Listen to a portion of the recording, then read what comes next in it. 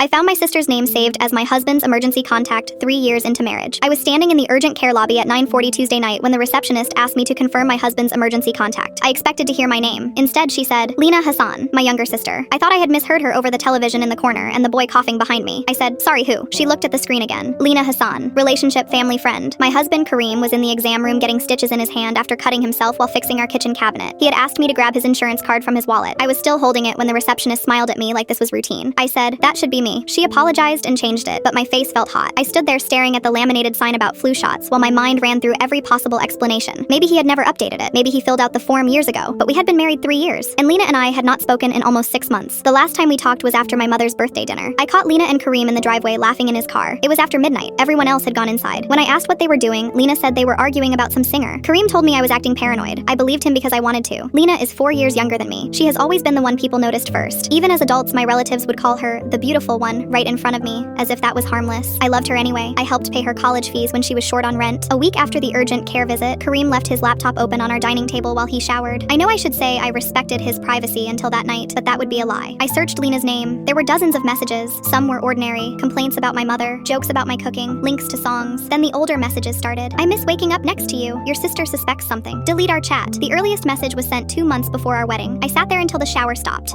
reading with my hands shaking so badly I could barely scroll. There was no dramatic confession, no single message saying they were in love. Just years of hotel reservations, excuses, and little lies that fit together like teeth in a zipper. Kareem came into the dining room wearing sweatpants and saw the screen. He didn't deny it. He sat down across from me and said very quietly, it was over before we got married. I turned the laptop around and pointed at a message from 6 weeks earlier about meeting at an apartment she was subletting. He put his head in his hands. I kept trying to end it. That sentence hurt more than if he had blamed me. I called Lena. She answered on the second ring and started crying before I said anything. She told me she never meant for it to go this far. She said she loved me. She said she hated herself. I hung up. Kareem moved into his cousin's apartment that weekend. My mother begged me not to tell my father because his blood pressure was already high. She said, you only get one sister. I said, I only had one husband too. I filed for divorce in November. Lena sent me one message on my birthday. I think about you every day. I typed 10 different replies and deleted all of them. The divorce was finalized in March. I kept the apartment because the lease was in my name. Sometimes I still reach for my phone to tell Lena something stupid, like when I see a dress she would have liked or when our favorite restaurant changed its menu. Then I remember. People ask whether I'm doing better. I say yes because it's easier. The truth is I sleep. I go to work. I pay my bills. I no longer check someone else's phone. But I lost my marriage and my sister in the same season, and there is no clean way to grieve two people who chose each other over you.